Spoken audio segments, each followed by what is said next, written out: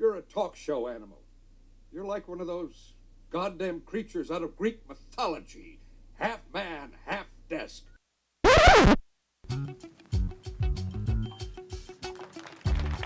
Welcome to the Oilfield Leader Podcast.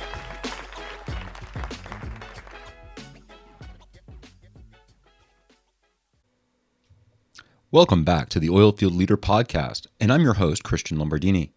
Today, we're talking with Kelsie Rasher, and we're supposed to be talking about real estate, and we really did, but we talked about so much more. We talked about authenticity, how important it is to have a team on your side, how your attitude will determine your altitude, and a whole lot more. Oh, and we actually did discuss real estate and how the best way it is to approach buying a home and the realizations that you'll need to make in making this large investment. Stand by for Kelsie Rasher, because there's a difference between trying to affect a personality and being that person, right? Like no one can be on 24 hours a day. No, You can't. never. Like I could put on the nicest facade and I could be great, but after 42, 76, 95 hours, You're gonna break. I'm going to break. Right? Even for 1 second. Like that son of a bitch. Yep. Right? Right. Broken. That's Yep. it. Oh, absolutely. Because We're it was human. never true. Yes, exactly. But I think as humans, that's something that we're guilty of, is putting up those facades, whether it be, just an image thing or, to get ahead in a career or to get your kid in a certain school. Like we put on these facades, and I think that sometimes it's something we don't even realize we're doing. And at the end of the day, we get into bed and we think, who is that person? Right? We put on, I think naturally just put on these masks for certain people or certain circumstances. And, I think, again, it goes back to just kind of the culture we've created for ourselves. And it's a real shame. It's a real bummer that authenticity is so hard to come by these days. You're right. And honestly, it's one of the reasons I love authentic, genuine people. And it's why I naturally gravitate towards those people, because it's a rare find. And how sad, but it's the reality of our world. You're right. And what I'm more sad at is that everyone has an authentic self, right? So there's no like, oh, maybe he doesn't, right? No, John is just a vapid hole. But the problem is someone being comfortable enough with themselves to accept that authenticity and then let it come through. Yeah. That's something that I always think is that someone is being, if they're not authentic, is they're repressed somehow. Yeah. No, I completely agree. And honestly, I haven't thought about it that way, but I completely agree with that. And I think that, because of that repression, we put on the mask, we put on the facade almost as a way of like coping.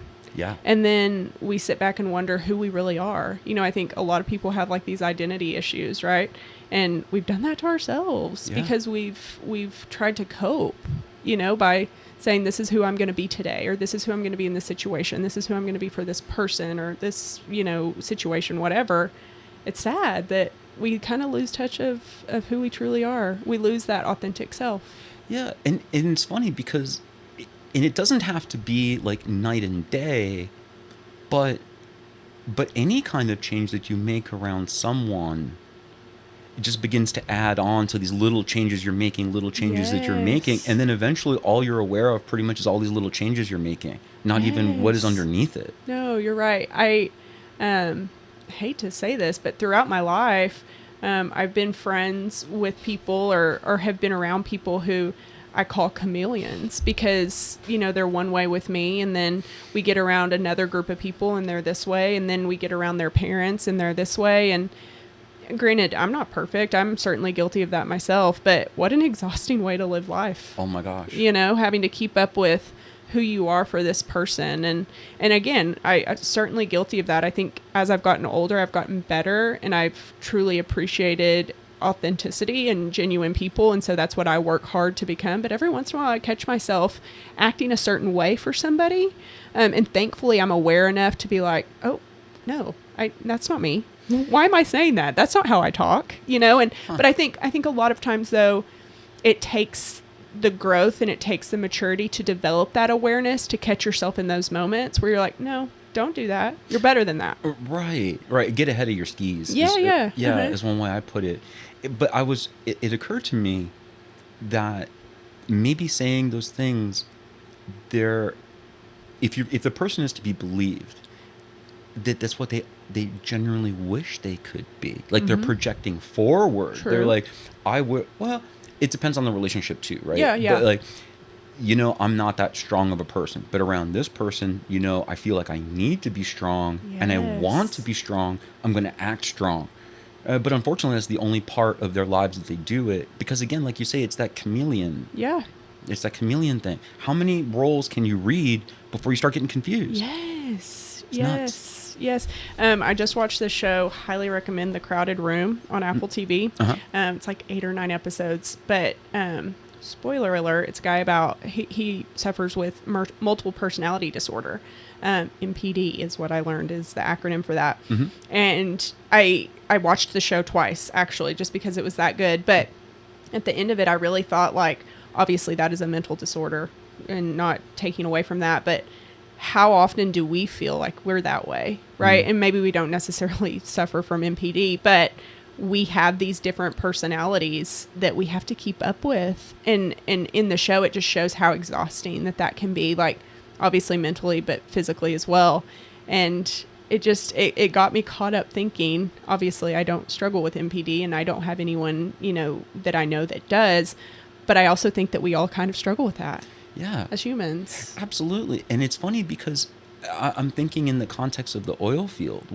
When you're in the oil field, oh yeah, you have to be on in a certain way, but like alpha personality almost all the time. Yeah. And there's not even a knocking, because sometimes if you don't have that alpha attitude, sometimes things just don't get done. Yeah. And even if you have to kick your own ass, instead of saying, John, fucker, you need to go do it, you're like, Christian, fucker, I need to get up and go do that right now. Yeah, right? absolutely. You need to do that. But then you go home, and even neutral, like oil field neutral language is hyper aggressive to citizens. All right, is what we call it here, right? Yeah. But to us, as normal language, like, what the fuck is your problem? Like, and that is like said with love. But yeah. You say that to somebody outside. You come home and say that to your family, and it's like super aggressive. Super aggressive. Yeah. And it's difficult because one has to shift gears.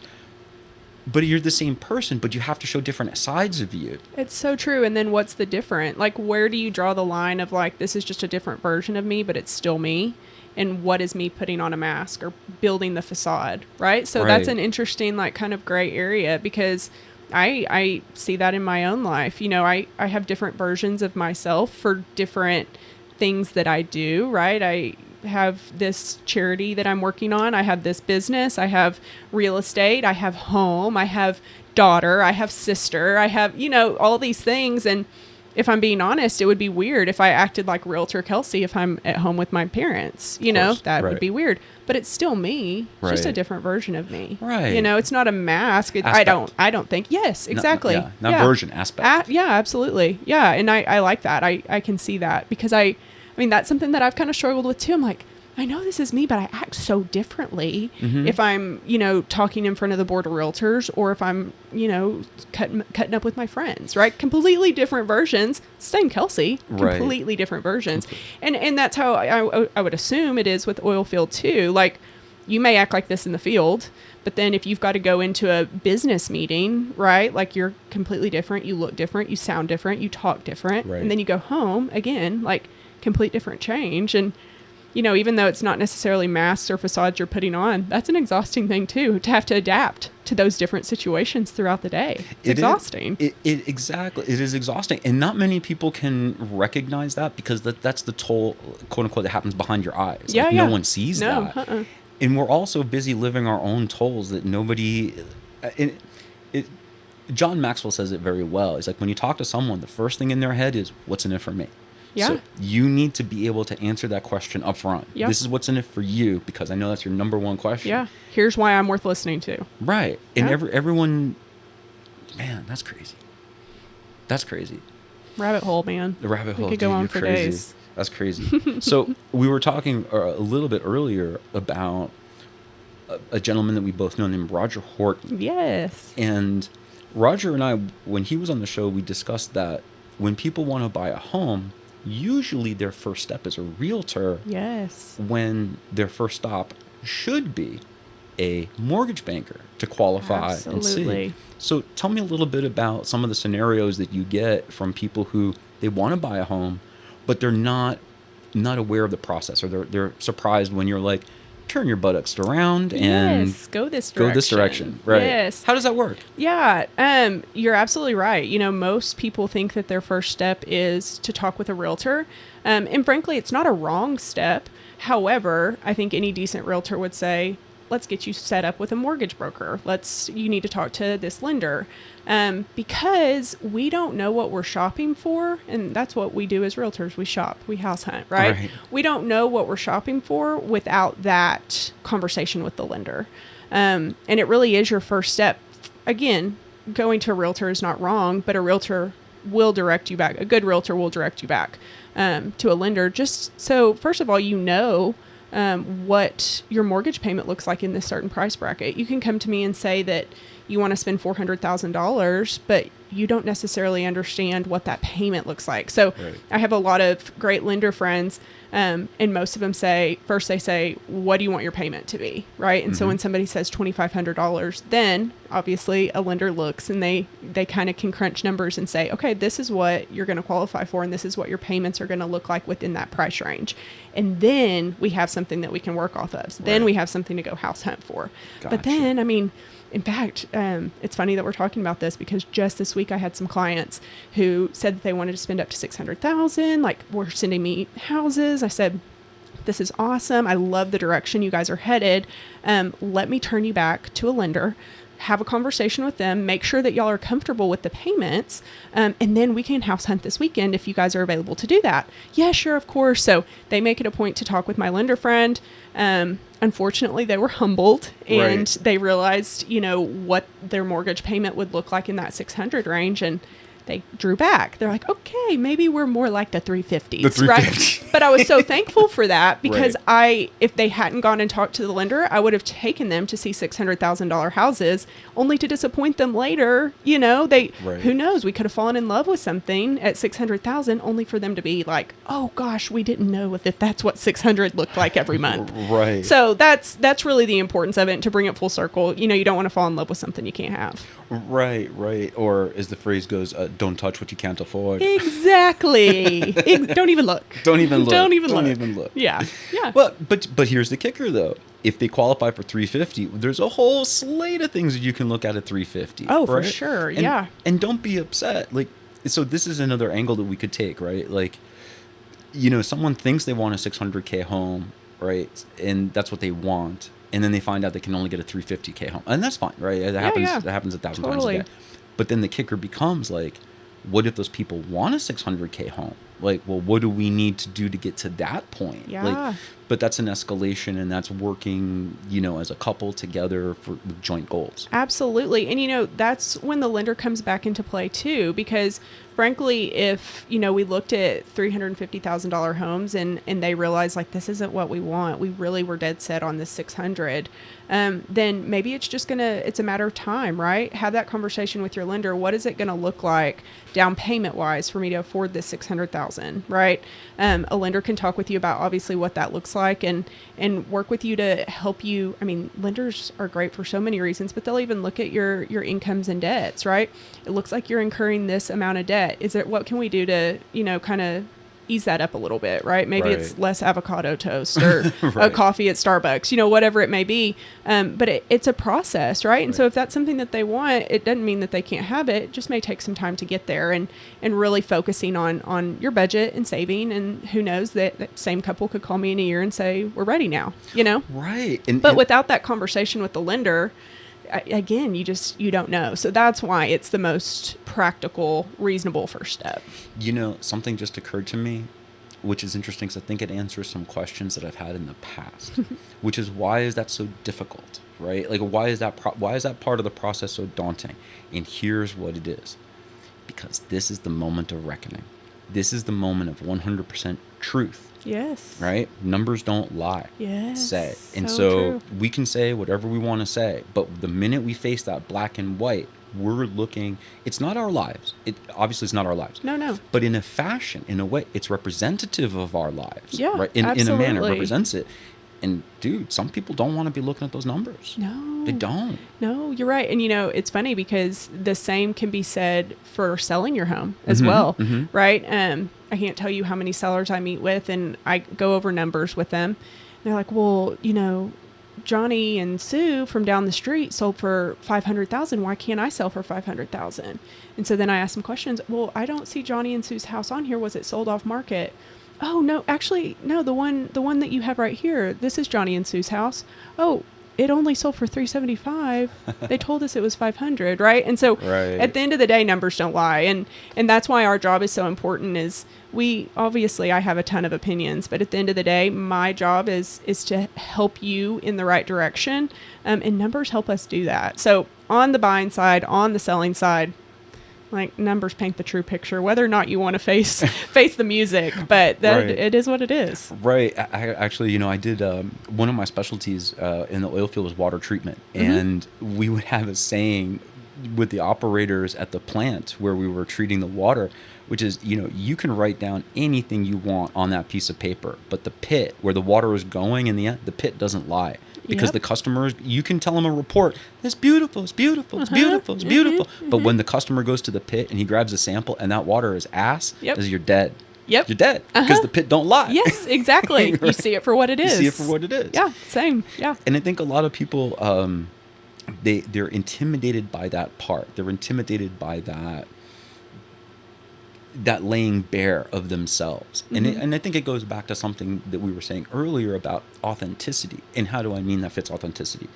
Is because you have to know all the good and you have to know all the bad.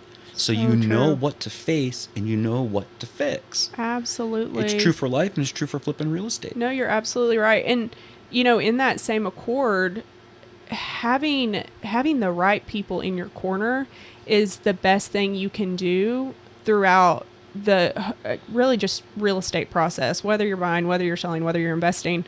Again, lender is key, realtor is key. I think that sometimes people choose those roles based on who, worked for somebody else, right? Like my best friend used this person, that's who I'm going to use.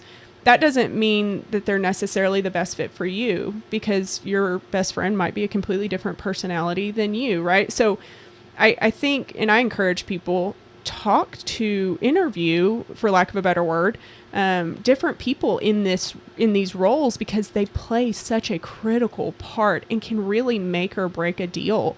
So I think, while I don't mean to sound derogatory, but sometimes the top producing agents or the top lenders aren't always the best fit for you. Right. Frankly, because those people are busy. I'm not saying that they're bad at what they do. Obviously, they're great at what they do. But if communication and maybe hand-holding is something that's going to be important to you, maybe those people, those top industry professionals, aren't necessarily the best fit. They may be highly leveraged and have a team of people that work with them, but do you want to end up working with an assistant? I probably wouldn't if I had met with an agent and really wanted to work with the agent. So don't fall for the, top 50 realtor crap or top 50 agent crap. Meet people. Find out who you're going to connect with, who's going to give you what you want. But you also have to think about too, what is important to me throughout this process. Maybe it's expertise. Maybe it's, communication. Maybe it's somebody who is young and hungry, right? And you're young and hungry and you want to find somebody that's young and hungry and is going to work on your behalf, right? You have to figure out what's important to you and then find somebody who fits those certain qualities. Right. Don't just pick somebody because they're at the top of Google or because your best friend used them. Really do your research to vet the people that are going to walk with you throughout this process because like I said, it takes an army and you've got to have the right people in your corner. That's a brilliant point. And I think that when someone, and again, and like you said, I'm not trying to be derogatory. I want to be descriptive, right? Yes. Because let's say you've got a W-2 employee, right? And he works, and he's an employee, and there's nothing wrong with that. But he's not thinking, and again, we're just as a contrast, okay? As an employee, he's not thinking like an owner. I'm not saying anything about work ethic and you should bust your ass 10 times harder. That's not what I'm saying. What I'm saying is, if you're a business owner, you realize that you do need a team. Yes, absolutely. Right? You need a team. You've got to. Right. And you need a good team. there's an old African expression, which is if you want to go fast, you go alone. If you want to go far, you go with a team. Yes. Because they will help I support you love and that. help move Yeah. you. So you need an attorney, a real estate agent, a mortgage banker. Who else would you say is like a critical person for someone's lifelong team? An accountant. An accountant, financial advisor, I think is big. Financial advisor. A realtor. Realtor, lender. Gosh, I could probably come up with a whole book of people. You know what? Well, when you come back on the show, we're going to Part two. We're going to add on to that list, because a lot of people, like you're saying, like, I know I want to buy a house. I think I'm ready to buy a house. My mom's friend Mary is a realtor or a real estate agent, so I'm going to use my mom's friend Mary. Yeah. And if I'm lucky, she'll knock off $500 off of the fee. Mm-hmm. And I think sadly that's what most people are looking for. I think so too. And I've met with a lot of people who end up wanting to go in a different direction, and I really respect that. I will never get my feelings hurt. I'm not for everybody. I truly am not for everybody. And I know that, and I appreciate that. And frankly, I don't want you doing business with me just because your friend did. I really want to earn your business. And, like I said, I really respect the people who talk to several agents, several attorneys, several CPAs, whatever that professional is that they're looking for, because I think it can save you a lot of grief and heartache along the road. Like, do your due diligence up front, so that you really can find a partner in your growth and a partner in your life. And, along those same lines, we said the professional services, but I think it's also just as important to have somebody that you trust, whether it's a spouse or a partner or just a friend, but somebody that you can bounce ideas off of, that you can trust that they're going to give you like their authentic, genuine, transparent opinion, right? I have so many people in my life. I'm blessed to have so many people in my life that I'm like, I can call this person and they're going to tell me exactly what they think, whether I want to hear it or not. Right. And sometimes I need to hear that. And sometimes I need additional perspective. But as long as it's coming from somebody that you trust and you know that they are looking out for your best interest, I think that's a super important person to have in your corner too. Absolutely. Absolutely. Without a doubt, you need to have someone who knows you very well, has your best interests at heart. Now, it doesn't necessarily mean they have to be the smartest. No, it doesn't necessarily mean any of that, but that they do genuinely care about you, because everyone also has their own weaknesses and their own issues. Yeah. But if you have a friend who's willing to call bullshit when is needed, I mean, everybody needs that. You should listen. Typically, like, that's, if they're calling bullshit, you need to pay attention, and you really need to understand what they're saying and why, because it could be a vantage point that you aren't privy to. You haven't seen that. You haven't thought about it that way. And we need to have people in our lives who will call bullshit. Yeah, and but I'm wondering also, because when people are on a journey of growth, right, and they're in growth obviously incurs change, and those two things together frequently bring pain of a sort, right? If one guy says, we're working in this unit, we're working rotations and shifts, it's fine, I'm treating water, right? It's easy, it's good, I can do it, it's great. But I'm thinking I want to do this, or I think I want to do that. And then somebody else says, man, that's a bunch of bullshit, or, my cousin tried that shit and that shit didn't work. Yeah. And dude, that's You're fucked up. Not going to make it. You're not going to make it, dude. That's fucked up. Just dude, blah, blah, blah. And eventually we wind up hearing those messages, and it's more comfortable because it's what we already see. We don't believe that some things are better for us. And people who are calling bullshit on us sometimes, they're doing it out of their weaknesses. And they're doing it to keep you where they're at, because they don't want you to go. Exactly. Yeah, they're trying to hold you back. And I think that the difference, in my opinion, is it's got to be from somebody who has a proven track record with you, right? Like, you trust them and you love them, and it's not necessarily the coworker sitting next to you, right? So I think it's somebody that you really have to respect, and they have to respect you. Because you're right. Like, you shouldn't take everybody's advice. It's got to be, in order for you to take that advice, it should be from somebody that you respect and that respects you back. Right. So you have to be careful. You have to be careful with what advice you take and from who. Yeah. I'm always concerned, because when I talk to people, sadly, I want to say it. Sadly, most of the time when I talk to people, I'm like, you know what you need to do? Is that you need to stop talking to about 85% of the people you know. And I tell people that So straight up. I don't true. even give a shit. I'll tell them straight up. So I'm like, I don't true. even know those fucking 85%. I know you don't. You need to stop talking to them. Something that I kind of live by is you become the average of the 5 people you spend the most time with. Yes, And that's a oh my fact. God, is that not so true? It's a science. It's proven. It is. It's proven, and it's so true. I mean, I have a friend who's recently kind of grown away from the group of friends that she was used to and has grown into another group of friends. And gosh, I can just tell. I mean, she's just so different, and not in the best way, but it's like I can look and I can literally pinpoint exactly when that change happened. And it was Right. because of who she was surrounding herself with. And it also can happen in a good way too, right? Like what you were saying, stop talking to who you're talking to. Stop being friends with who you're friends with. Go find new people that are going to help grow you and push you and make you better. And it's so freaking true. I mean, so true and so apparent. And I know in my own life for sure too, like there are people that I probably shouldn't have spent the most time with, and I became kind of a yucky version of myself. And then I stepped into leadership opportunities and different opportunities to help other people. And I've become such a better version of myself, just literally just because of who I've spent the time with. Absolutely. And I think that, and to say you a slightly less better version of yourself, everyone has to kind of go through that to find the contours Absolutely. of their personality, of their character, of what they're really willing to do and not willing to do. So, I mean, for some people, it can be a really low point in their lives. So true. Yeah. It doesn't always have to be. But unfortunately, most people don't make changes until it is like back up against the wall. Yeah. Till they have to. Until they have to. Because until the pain of change is less than the pain of staying the same. Yeah. Because we get used to true. shit and Yeah. we stay with it, but we're used to it. And then it's comfortable. And it's comfortable because at least you know what to expect. I do A, she does B. It's a dance that we get used to. It's a game of sorts, right? But we need to break out of that because we get so lost in that sometimes that we forget there's other opportunities, other ideas, more people. Yes. And you should never be the smartest one in the room. I think that throughout my life, I seek different rooms, and I try to make myself uncomfortable, as ridiculous as that sounds.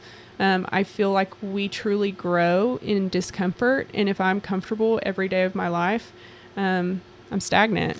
And I see that in my life. I can look back on so many seasons of life where I'm like, oh gosh, I just was happy doing what I was doing, and I was never looking for the discomfort. I was happy to be, the smartest person in that room, however I defined that at the time.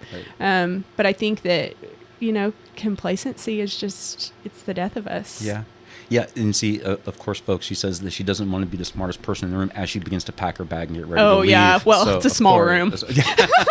Exactly. It's a very small room. That's hilarious. Yeah. So when we take these things about us, such as being authentic, having a desire to help, and having, for lack of a better term, a servant's heart. I don't frequently like that term because of a lot of connotations that it has, but a servant's heart is still the right phrase.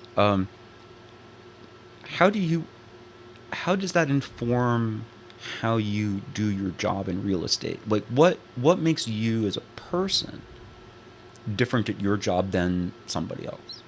Oh gosh, I love that question. It's one of my favorites to answer, and frankly, it goes back to what we've been talking about today. Whenever you choose me, you choose somebody who's genuine and authentic and is going to look out for your best interest, even if it's not what you want to hear. I tell people, I treat my clients like I would treat my family. I would never want anything but the best for my family. Even if we're going to have to terminate on 5 houses because the inspection reports come back horrible, that's what we have to do. And frankly, I don't care how much you love the house. Like, you have to understand how much money this home's going to cost you. Let's talk about that. I'm not a salesperson. People, it's hilarious to me because people are like, oh, you've got to be great at sales. You're a real estate broker. And I'm like, oh God, no, I'm so horrible. I can't sell anything to anybody. Right. Obviously real estate's a little bit different. People like to say it's sales. You can't sell anybody a $600,000 house, right? The house has to sell itself. Right. I'm just there to help with the decision, but or the customer or the client has to sell themselves. Oh, absolutely. That's what Yeah. it is. Yeah. And you can certainly help with that process. Like let's think about where we'd put the Christmas tree, like that kind of Sure, stuff, of right? course. But I'm not going to walk in and be like, you have got to have these granite countertops. You can't live without them, right? Okay, Right. sign here. You know, Yeah. so much more than that. But yeah, I think, that's kind of my, I guess, competitive edge, if you could call it that. Like, you get me as your advocate, you get me as your representative. You obviously get my counsel and advice, but at the end of the day, I'm going to treat you like I would my family. And I think that's what most people seek. They want to Right. trust somebody without having to figure out if they can trust them. I don't necessarily want to put people through a process where they have to, granted, I understand earning trust. It looks a little bit different for everybody, but I want you to meet me and shake my hand and know right off the bat you can trust me. Right. And I feel like I do that for most people. Yeah. You fake it really well. Yeah, fake that's it till great. you make it, baby. That's the tattoo. I think Bob Hope said, no, it was George Burns who said, sincerity is key. If you can fake that, you got it made. Amen. Yes, that's my motto. Exactly. So if someone wants to buy a house and they've gone to a mortgage broker and they've come back with a letter, right, saying that they're qualified for, whatever amount of money. Mm-hmm. What are some of the things, most real estate agents, and I was a mortgage banker, right? I've said this before on air, but, a lot of people, unfortunately, they see professionals as interchangeable, right? Yes. And one professional is as good as another. And like you said, is also the impression that you're going to get screwed. Yeah. And so what happens is that you as the consumer, right, quote unquote, coming into the equation, I'm not sticking it to everybody, but you already are poisoning the water with your own attitude about how it is, because most people are not like that.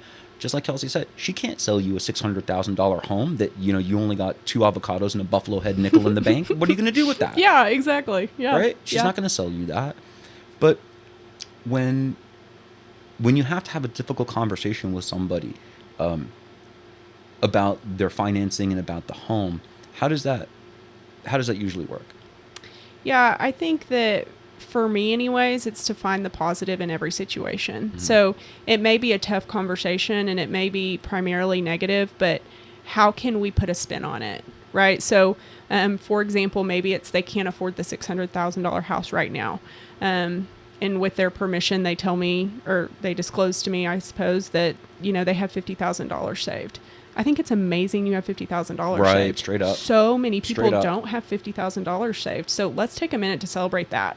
And if you guys can save $50,000, I know that you can save $100 to be able to get into this house for $600 or whatever that looks like, right? Brilliant. So I think the key in difficult conversations is to find the positive and to focus on the positive and to talk about the positive first before you have the difficult conversation.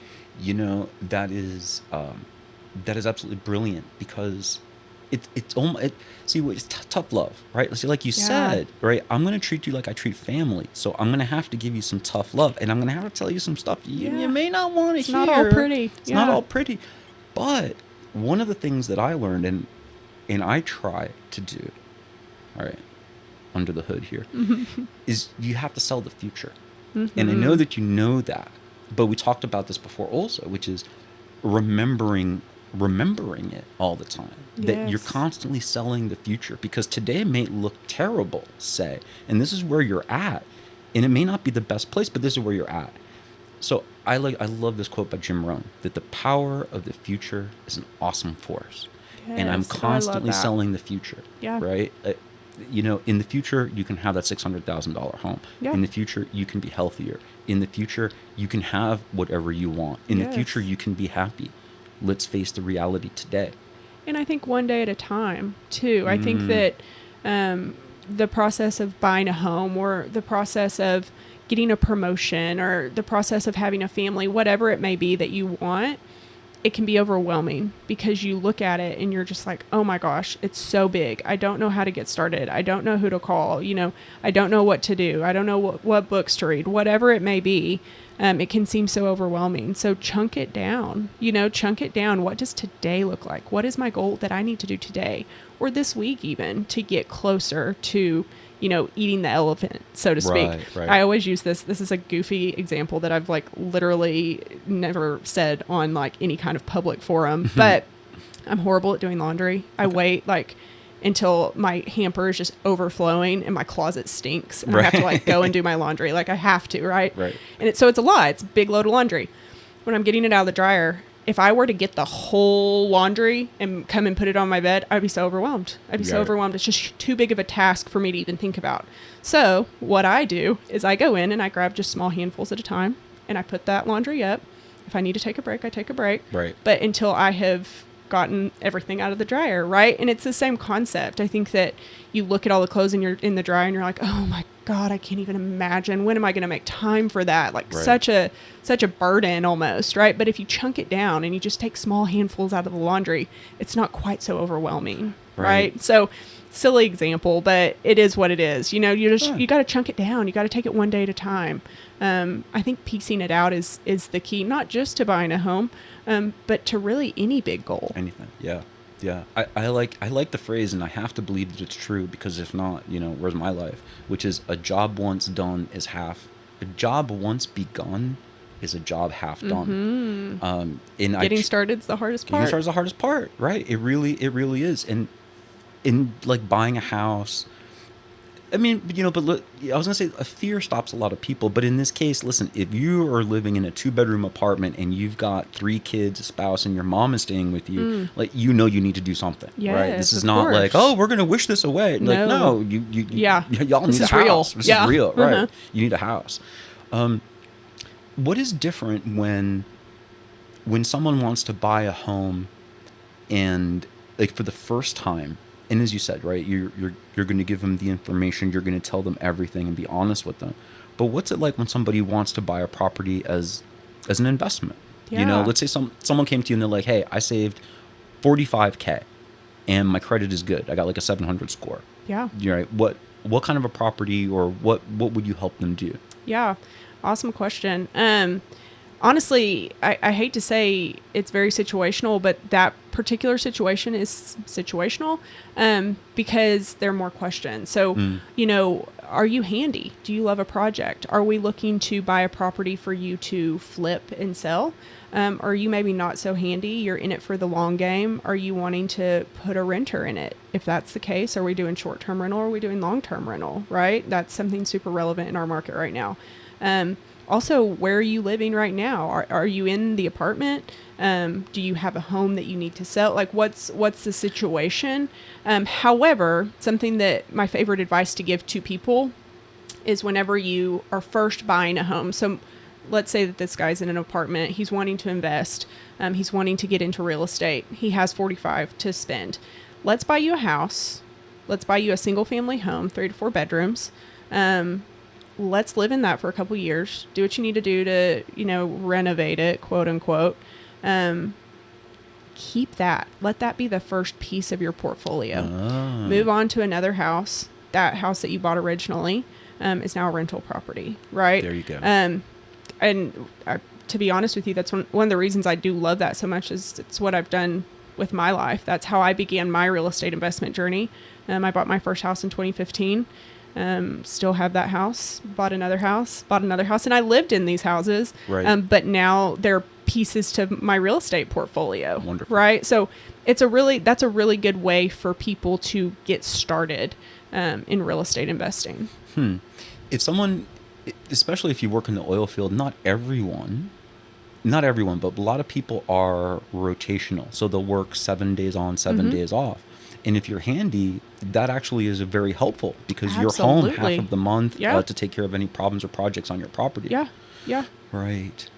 I think that location is super important. That's something that I like to talk. I mean, obviously, location, right? It's very cliche, but it is important. And when you're looking at an investment in particular, Unfortunately, I see these houses come up and they're beautifully redone, and they're so overpriced for the area. Right. So you have to do your research on, okay, I'm going to flip this property. I'm going to put 150 into it. Am I going to be able to make my money back plus some in this neighborhood? Right. So I think that some people jump on a deal because it's a deal right now in the current market, but they don't necessarily think about the cost that they're going to put into it, and will they be able to get that back in a certain time frame. And again, it comes back to having the people in your corner, having that group of professionals, especially a realtor in that particular situation. Have them run numbers. What does ARV or after remodel value? What does that look like? Is that something that makes sense number wise? Right. So it really that's the biggest thing. Whenever you're looking for a home, but especially an investment, do your research. Do your due diligence on what the neighborhood calls for.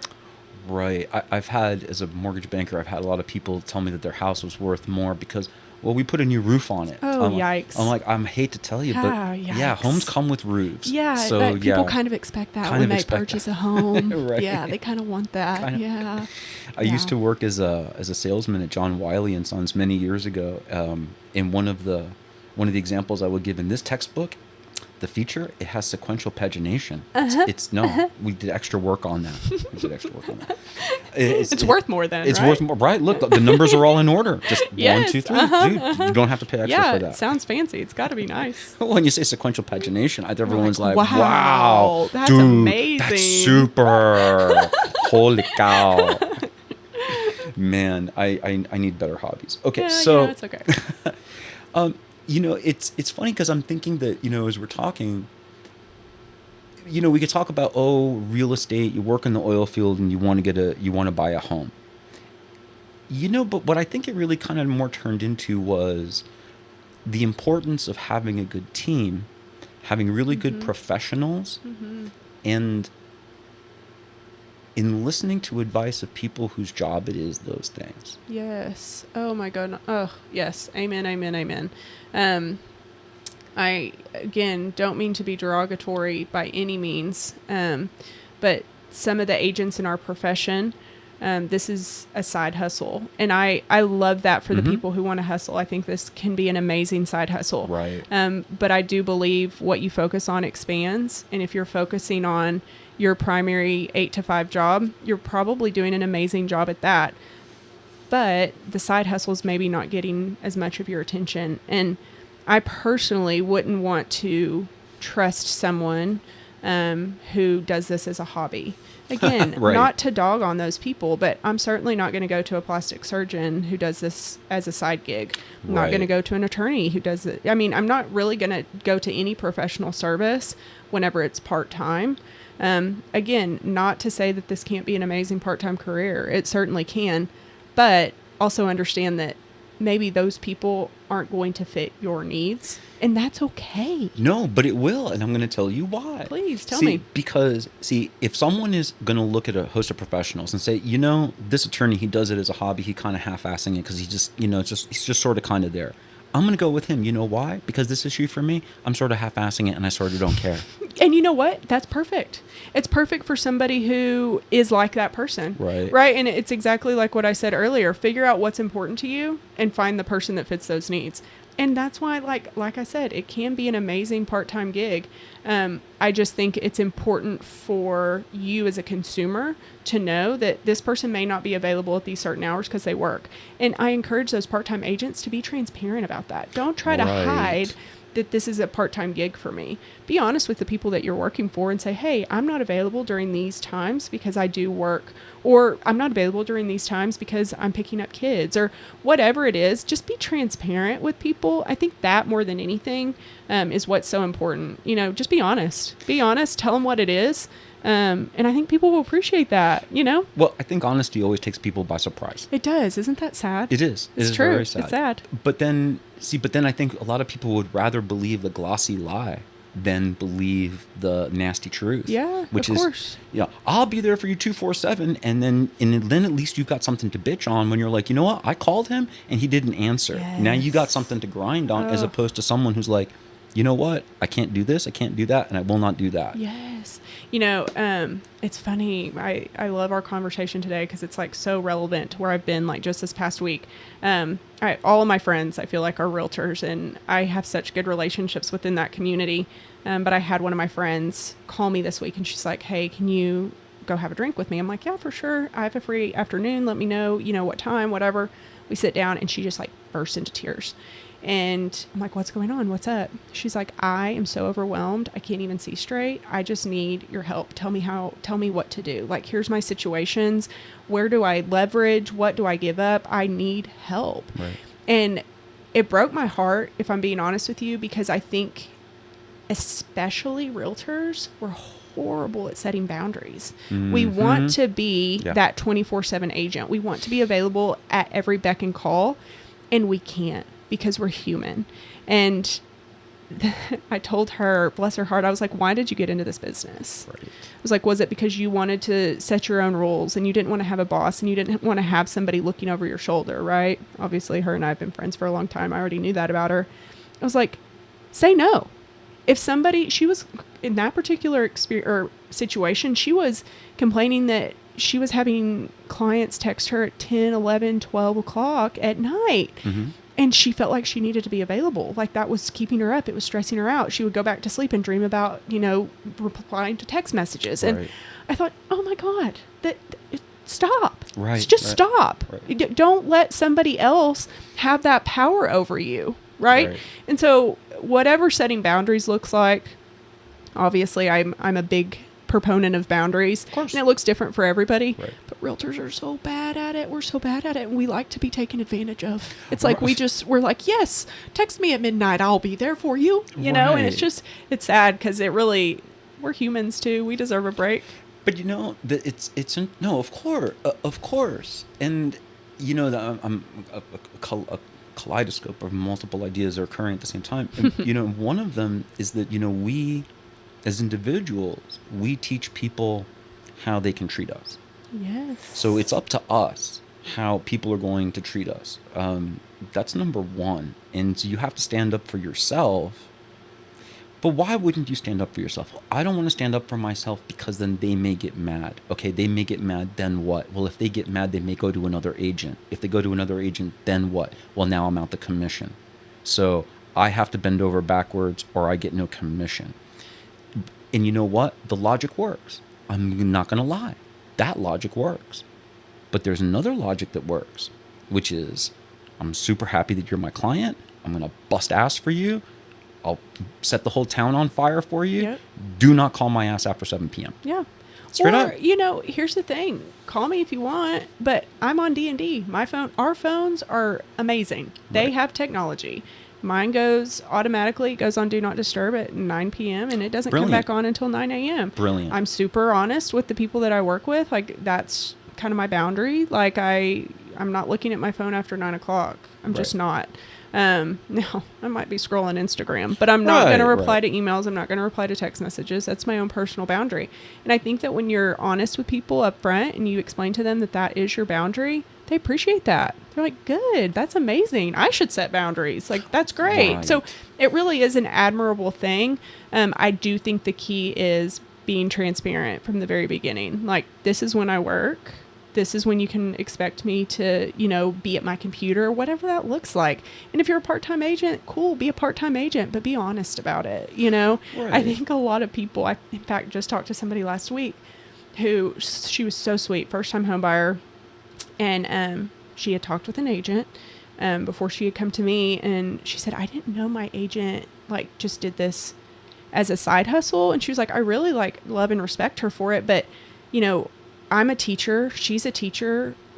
It just didn't necessarily make sense. She teaches after school care.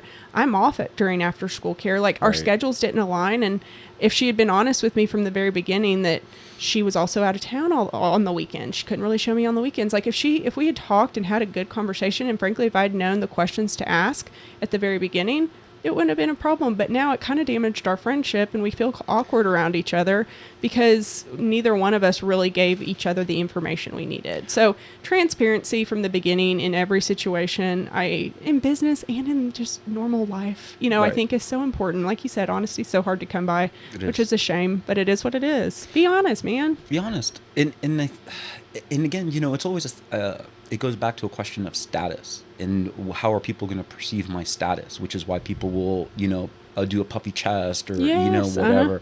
And as I referenced in another show, you know, I'm going to drive up and I'm going to meet you at the bar in my Maserati, but don't follow me home because I live in a shit shack. Right? So people are like that, unfortunately. You know, it's too many directions to go in because there's just too many directions to go in. And it's fascinating because we're ostensibly discussing real estate, but in real estate purchasing. But it's funny how it's just so related to life. Life happens. Because Yeah. it's a people business. It is. It's so much of a people business. And people screw themselves, I think, because they think that they're going to use a friend. But then you're like, okay, I'm going to use my friend because they're going to give me, you know, 10 bips off of the commission. Okay, cool. So we're going to go with my friend because he's going to give me 10 bips off the commission. But then your friend is like, okay, I'm giving you 10 bips off the commission. So you know what? I can't do this, this, and this. You get what you pay for. All right? And then you're like, okay, well, if you can't do that, then I can't do this. See, and like you said, and now you've poisoned the water, screwed the friendship, Yes. and you can't get what you're supposed to pay for, which is something I want to say. I've been saying it for years. I want to say it very clearly into this microphone. Do not ever be cheap with your professionals. I swear to living God, do not ever be Amen. cheap Oh with my your God. professionals. Yes. Ever. Yes. Ever. Psalm 54. Dude. It's like literally, like Through- put that, yeah. that's like, yes. Never be Yes. cheap with your professionals. You know, it shocks me. Obviously, you know, I'm speaking to realtors or that world. It shocks me how often people will ask to reduce commission. Yeah. And to each their own, you know, whatever. Sometimes people just don't realize that that's an inappropriate thing. But tell me one person you've ever experienced, and maybe I'm ignorant, maybe you know of people who do this, I certainly don't, but walks into their CPA and is like, I want, you know, $50 off your hourly rate. Or walks into their attorney and says, you know, I want $25,000 off the retainer or whatever, right? Like that just doesn't happen, but it happens all of the time in real estate. And it goes back to you teach people how to treat you. I think we've allowed that as a profession. We have allowed that to happen for years and years and years. And now we're mad when people ask about that. And it's because we've allowed it, you know, and we've tolerated it. And then here we are like mad because we feel disrespected. But it happens all the time. I will tell you, I'm fortunate that a lot of the people I work with, I mean, it's been years since I've had somebody do that, but I work with a bunch of young agents. I have young agents on my team, and that's something they struggle with. They're like, how do I tell my friend that, like, no, I don't want to reduce my commission? Like, you tell them no. You tell them no, right. These are the services that I provide. This is what I'm going to do for you. And this is it, you know? And frankly, if you were my friend, you should be the first motherfucker in line to pay me my full fee. Right. If you're my friend. Right. Right. Because that's what you want to do, support your friends. Right, exactly. I mean, I would think. You know, but one of the things, and now you can correct me here if I'm wrong, because I'm going to make a bit of a leap, right? Like, well, why are people like that and why is it so twisted? And this is my leap, and forgive me, that the barrier to entry is semi-low. There has to see now. There's a difference between passing an exam with the state. Okay, that's one thing, and then it's another thing to be a professional realtor. Okay, those are two different things. Okay, and not everyone even flipping knows that. Okay, You're so right. Yeah. Right. So, being a realtor is a professional organization that you adhere to high standards of excellence, ethics, education. Yes. Right. Being a real estate agent, once you pass the exam from the state, hey, You're a you're real ready to estate rock and agent. roll. Yeah. Right. You can do whatever you want. Yep. And I think that that's part of the reason why there are so many bad agents, because the barrier to entry is fairly low. You're so right. And I think that you could talk to any agent and that would be a gripe that you hear. And I agree. I completely understand that and I agree. And something that I don't think I've said yet, but something that I'm really big on is don't complain about what you tolerate. And I think for years I complained about it being a low barrier to entry and all these, agents that don't know what they're doing and they're bringing me down as a professional. They make me look bad, Right. And then one day I had a realization of like, I'm allowing this. I'm tolerating that. What can I do to change it? What can I do to make that better? Granted, it's not like I can just wave the magic wand and everyone's competent, but, I started a real estate school. I teach pre-licensing education because to me, I found myself complaining about it often enough where I'm like, I can be part of that change. I can't be the change by myself, but I can certainly start that. I can be somebody who takes charge of education and really cares enough about this profession to start from the ground level. Like, let's do this together. And also it's been such a rewarding that the whole pre-licensing thing is so fun because I'm able to be honest with them. I'm able to share real stories, like good, bad, and ugly. Right. You don't get that on an online platform typically. But they can ask me anything and I will tell them again, good, bad, or ugly. And I think that they really appreciate that because then they come into the industry a little bit more prepared and they know kind of what to expect because I think some of the stories I tell or some of the questions I answer really surprises people. You take me back a little because and it just occurred to just dawn on me, you typify, you are the textbook definition of something that Gary Vaynerchuk said one time, which is, a dude in this short, he was killer. He's like, do you know why I'm going to out hustle you? Do you know why? Because you like the flashy things. You like what the game gives you. I love the game. That's why I'm never going to lose. Because I love the game more than the stuff. Oh, I love that. And I see that in you. You love the game. You. I'm a big Gary Vee fan, so that's like super best compliment I could get. But I genuinely wish that, more people out there cared enough about the game and not just selling houses, care enough to do something for this business because it does a lot for us. Right. I'm the president-elect for the Board of Realtors, so I'll be the president next year. And it would shock you how many people are like, why do you do that? Aren't you busy enough? Right. Go sell a house. Like if you have time, like you should be working, right? Haters. I get that all of the time.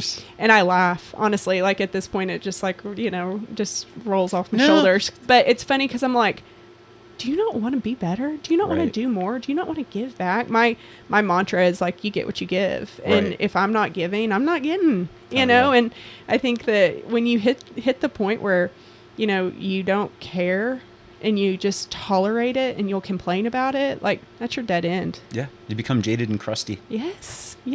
And so it's funny. I get the hate and I just laugh, but that's crazy. It is what it is. Yeah. That's really insane. But again, see, the funny part is that, there's only one position of president. Only one. There can only be one.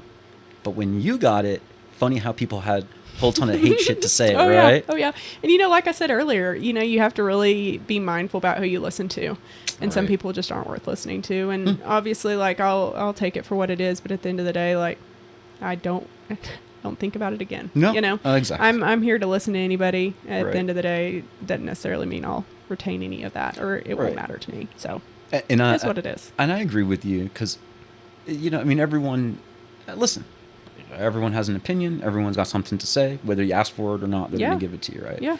But one thing that I like to, a mental image I have is like, you're not going to leave your bag of shit on my doorstep. Like that is not going to happen. No. I'm gonna throw it right back at you. It's not going to be here. Yes, absolutely. It's sad how. I guess it's not really sad. It just is what it is. In regards to how we can affect other people. And I know that for me, I can sit down to a lunch with a friend after I've just, had a bad morning or whatever it may be. And I can tell almost instantly that I'm like bringing the other person down because I walked in and I sat down and my attitude was bad. And I hate when I realize that because I'm like, dang. But just as soon as I realize it, I can correct it, right? And so I can be happy and we can talk about something that's positive and I can end up bringing that person up. But we have as humans, we have such an opportunity to influence. I hate the word influence because I feel like it's like kind of, it's lots of overused a lot. connotation now, but that I don't necessarily, agree with. But we do have such an opportunity to affect others, good and bad. And what are we doing on a daily basis to help other people, you know? That is something that I take very seriously, and as we had it in our previous discussion. So, one thing that I like to start with is something that everyone can agree on, right? Is how you start. So, we agree that everything in the universe is made of atoms. Do we agree on that? Yeah, okay, sure. Cool. All right. So everything is made of atoms. And again, according to today's understanding, atoms are nothing more than packets of energy. Okay, packets of energy. Everything is made of packets of energy. So in effect, we are nothing more than energy in a very specific form. The sun is one form, right? I'm another form, you're another form. Yeah. Okay. Now, given the fact that everything is energy and we're just one concentrated form of that, I see our position as energy arbitrage. Taking energy and moving it along. Yeah. Like you said, when you're with your friend and you feel that energy is down, you arbitrage and you change it to be positive. Yes. And it begins to positive spin out. Yes, absolutely. I just don't think that we always are aware of the power we have to affect other people. And I love how our conversation today has just been full circle, but like what we were saying, earlier, like you affect people. Like you have such a power to make someone's day good, and we frankly have the power to make somebody's day bad. And what are we doing with our energy? What are we doing with our influence on a daily basis that we should be helping others? We should be building others. We should be adding to their energy and not taking away. And you become, the average of the 5 people you spend the most time with. Like, again, there are some people that, I've been friends with in the past or what have you, and I see them walk into a restaurant and I'm like, oh no, not because I don't necessarily love that person, but I know that like they're negative. Right. And that negativity, like, I don't want it. I want to run away because I'm like, no, I don't want to do that today. I'm in a really good mood. Don't bring me down. Right. And at the end of the day, that so much of that power is on you too. That power to say, not today. Like I love you, but from afar. But yeah, I think that very rarely do we really have the awareness of the fact that our energy, our mood, our attitude affects other people. How are you acting? How are you influencing? That's it. No matter what we do, obviously, has to come through other people. No matter what you want in the world, other people have it. And so you have to mediate through other people to achieve and get what you want. So it's not just a thing of like, well, I'm the smartest or I have the most money, so I can have X. Sure. But if you're a shithead in the process, what good ultimately is that? Yeah. Ultimately. Yeah, no, true. So let me ask you, well, first of all, I really do want to invite you back on the show. Would you be willing to come back on the show? Absolutely. Okay, super cool. Like I told you earlier, I love talking. I love real estate. The opportunity to talk about real estate, come on, man. There you go. Like, this is the best. This is it. Yes. And we're going to do it again. Because as I said, I think that we were trying to tack more towards like specifics about real estate, but I think that our conversation was way more important. Yeah, I totally agree. I love, we can plan for a conversation to go one way, and when it goes a completely different way, I think there's so much magic in that. So I really love that. Yeah. I agree. I'll be back. All right. And we'll be here. My friends, thank you very much. And we'll be back. I really hope you enjoyed that episode as much as I did. I had a ton of fun talking with Kelsie. Obviously, she's very knowledgeable. She cares a lot about what she does. She's very, very passionate. She has an inclination towards teaching, sharing, and helping people get what they want to get out of this life because she's a very comfortable person in and of herself, very well accomplished, very well spoken, and she has all the skills that you need to help you get exactly what you want. Be sure to look her up. All her contact information is in the show description below, and we'll see you on the next one. Thank you. The Oilfield Leader Podcast is brought to you by executive producer Daniel Corral, executive producer Jim Lynn, executive producer and voice talent, me, Mad Mac, production assistant Caleb Knott. The Oilfield Leader Podcast is produced and hosted by Christian Lombardini. Copyright 2023. The Oilfield Leader and Christian Lombardini, all rights reserved. Peace.